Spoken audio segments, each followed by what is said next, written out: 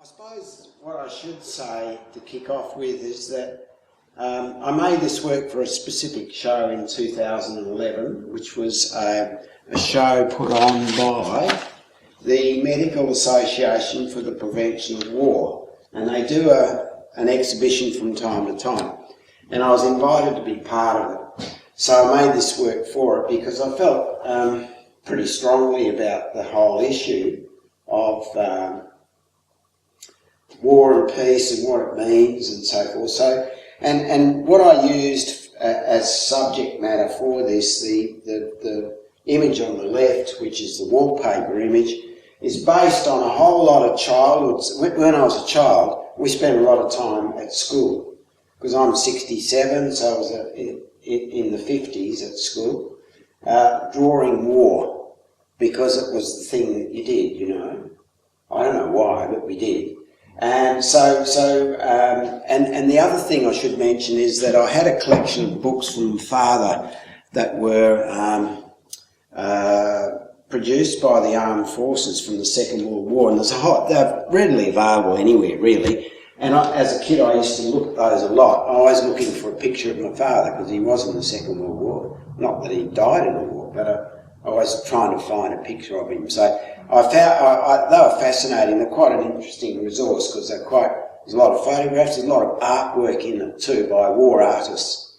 And incidentally, the War Museum organisation in Canberra is the biggest commissioner of art in Australia, which I always find somewhat weird. That's a fact. It's a fact on their website.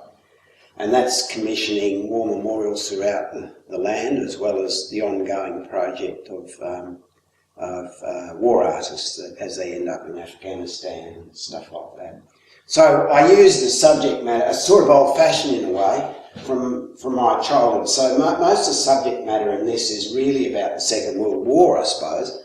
So even though there's some Vietnam stuff in it, and there's the AK-47 which appears here and there, and it's a whole cacophony of rather boyhood violence turned into this rather pop image. So it takes the terror out of it, but it retains the rather first level thinking of war, the heroic side to it. And that's what I was trying to do. And lost in here are some pretty famous images, like that famous image here of the shooting of a Viet Cong that we all remember from, that was captured on video as part of the Vietnam War. And then there's Adolf Hitler appears here and there. And of course the old hero, the Phantom, who's the slayer of baddies, and he's an Australian hero, the Phantom, so he had to appear as well. This whole painting, this side of it, was really an outpouring of this mixture of stuff meant to look pretty much like a wallpaper, and because it's done that way, it kind of cancels itself out, I think, because there's so much going on. It's an absolute chaos, and war is a bit like that, I think, from what I've read. I have not experienced it from what I've read. So, and there's various images here which will trigger memories, like the sort of Anzac person here with the gun, the shots of, this is a stealth bomber, as well as old aeroplanes. So it's a real mixture of, say, 20th century technology, I suppose. So out of all of that, my thinking with this work, what we end up with is this work on the right-hand side, which is the cry. This work is titled War Cry, and so this is war, that is cry, the cry of the land, because that's what's left. After all this colour and, all this chaos and stuff, what we end up with is death, and there's no other word for it, I think. So this is what I was trying to get across pretty obviously, I suppose, that we have this two sides to the whole thing. This is pre-war, I suppose, and this is after war. What about your use of materials here? Yeah, the materials. So this piece here is done. The background. It's a layering of acrylic paint which has been poured on, and then over the top is a pooling of red gum resin, which is actually a blood red colour, a deep blood red colour. And if you see this in daylight, it actually glows. It's sort of somewhat transparent. It's a brownish red. And I thought that was appropriate to use the red gum resin as a pooling of blood, because the red gum is an Australian tree, and I was talking about the death of Australians, I suppose, in this situation. So I went through a number of ideas. I was going to make this block of colour in the shape of a coffin, but I decided that was a bit, wasn't going to work for me. It was better to have just this pooling of what's left over as it sinks into the thing.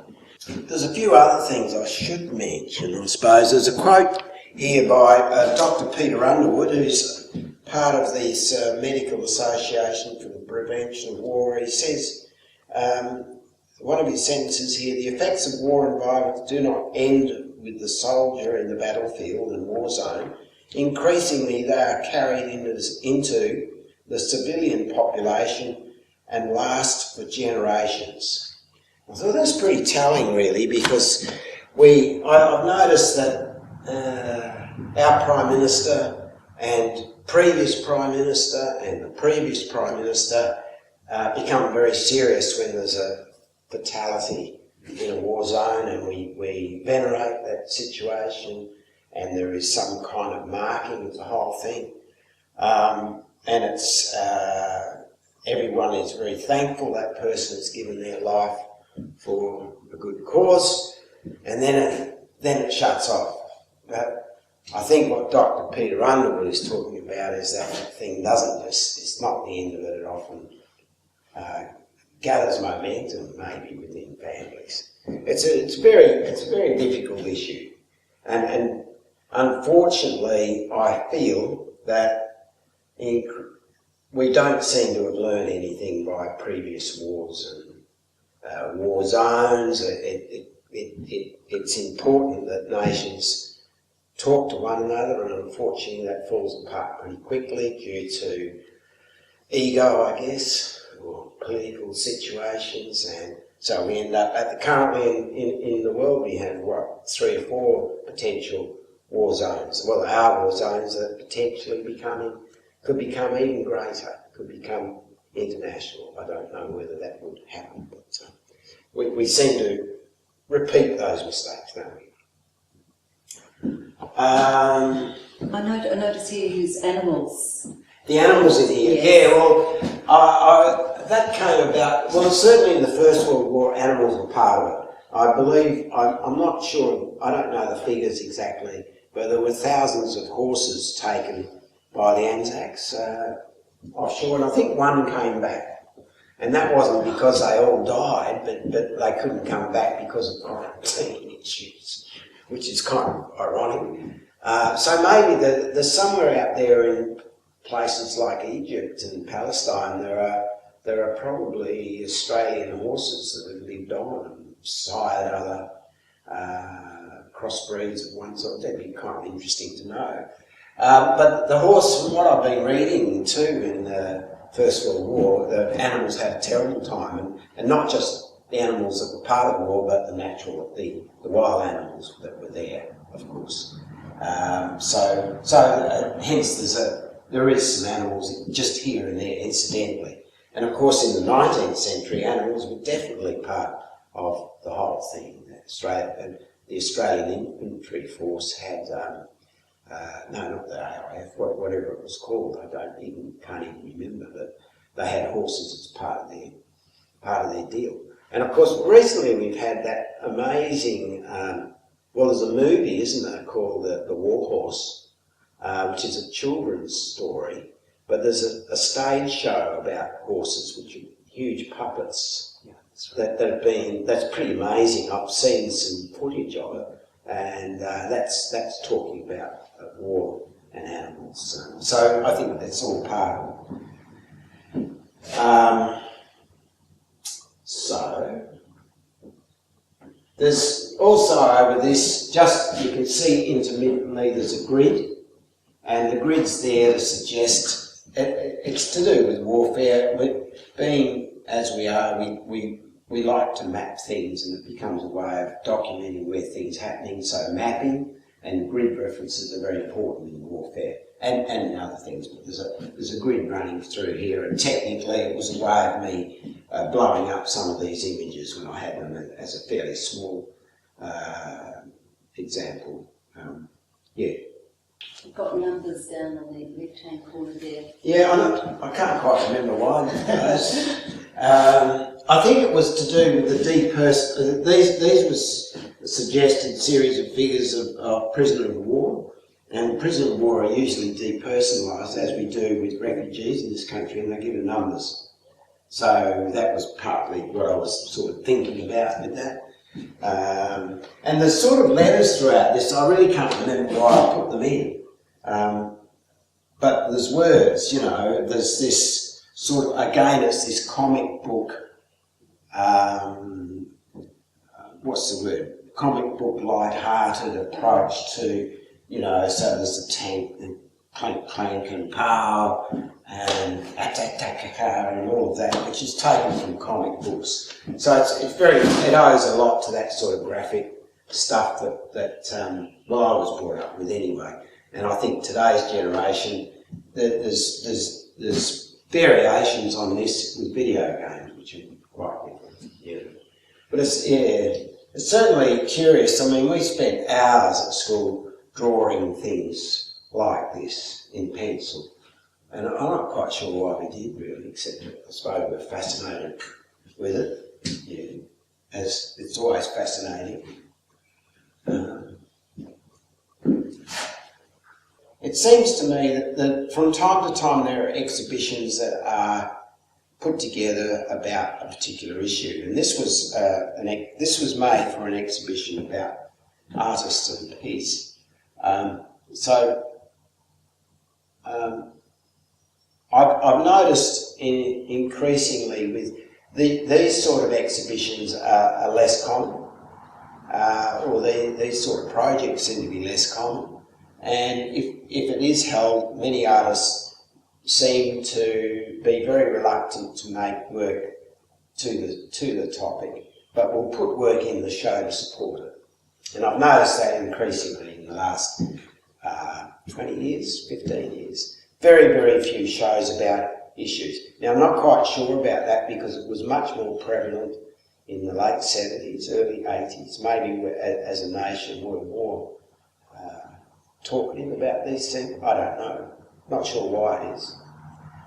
But certainly it's something that's cropped up. I've noticed that there seems to be less opportunity for these sort of exhibitions that happen. So, I mean, for example, the project that you're doing in Albany is probably quite unique in that way. And I'll tell you another thing is that the show that I'm curating about Anzac, loosely about Anzac in February, called Home Front, is one of the very few, if not the first artist initiative in WA about Anzac. Now I find that a bit odd, but we've found because this may not end up on here, but because we're applying for some funding from DCA, they haven't had there's no other projects like it. Which is interesting that it's also coming out of Albany, if you want. There's another issue in here too that I've forgotten about. There's the issue of camouflage. Because it's wallpaper and because everything's sort of done down, it's somewhat camouflage. And of course camouflage was invented in the First World War, and they got the idea from Cubist artists who'd been breaking up form. And realising you could do that with battleships and with tanks and so forth. So in the War Museum in Canberra, this is fantastic. They've got a French little tank there that's painted beautifully in camouflage. It's really quite weird. That was another issue. So there's a lot of these guys, the horses and some of the guys in this picture have got, a suggestion of camouflage, and so that was another issue, because that's a pretty loaded word too, you see. And it becomes part of fashion from time to time. Absolutely. Which, one of the artists in Home Front's making work about, actually, about fashion and big relationship. Yeah, it's really interesting. I noticed this aeroplane up here looks like it's morphing into a bird. Yeah, it does a bit, yes, it's a bit like that one, yeah. Yes, it's kind of like technology meets nature. Well, yes, exactly, yeah, there's a bit of that. And you mentioned the way animals, with the sort of part of the collateral damage, and they were used more in earlier wars, and with technologisation, industrialisation, we've got more machinery. But that nexus itself is interesting. Yeah. And human beings are now using drones now, more robots. Mm. So less human flesh is occurring in that situation. Sure. But because the processes are still the same and the victims are still the same, and when I say the processes, the end game is still the same. It's to demolish. Well, Giles has talked about industrial flesh. Yeah, okay. The other thing, I remember some sort of a stat that was talked about. Do you remember not the Iraq War, but the previous one to that, which was very much a Star Wars conflict in Iran? Was it Iran? Where America were doing a lot of high distance bombing against the Iraqis. Yes, Iraq, I think, yes, yeah. Now, there was a stat happened. If that war went on too much longer, that particular conflict, it comes down to using handguns, because you can't make those sophisticated weapons quickly enough. Because once you use them up, the Americans, this was, using up those, they were bombing from, almost satellite distance and stuff, and it was all televised, and it was like a war game. It was like a video game. But pretty quickly, if it went on for too long, you end up having to send in troops with handguns, so you end up with this again, really. You end up with India. So it struck me as kind of odd too, Well, the technologisation is meant to assist in the creation of distance and objectification. Yeah, objectification, but it doesn't always, does it? There's a guy who was working, I think he's working in defence in America, and he recently found out when they let him go, they gave him a certificate to say he was involved with drone stuff. You've helped us kill, 170,000 people. And he walked away, and of course he was shattered, because he realised what he'd been doing. Yeah.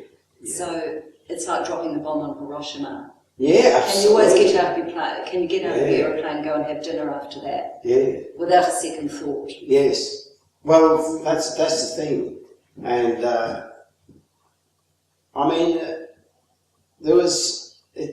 You're a kind of executioner. Indeed, and I'm sure the guys who flew bombers in the same thing, they're distanced from the war to some extent. Yeah. But have they ever stopped and thought about it, or they got shot down? It becomes a different issue, I'm sure. But we were inculcated really early, like you were sitting there drawing the bombers and the things. I was sitting there drawing all the female stuff. I used to get kicked out of class for during maths, drawing under the under the desk, because I was always creating these other worlds, and they were probably very fairies and all the stuff that the girls would draw, because it was very gender binary in those days. Probably was. Well, I was at a all-boys school, so I wouldn't know. No, well, it was the same. It was the same impulse, but you were drawing that stuff. Yeah, absolutely. And we used to draw a lot, didn't we? As children, we did draw a lot. Yeah. You were creating something, weren't you? Yeah. Yeah, until I did draw a lot until I became an adolescent, really, and stopped. And then started again later on. Well, that's when you took to doubt what you do, anything you do Probably. was any good at all. That's right.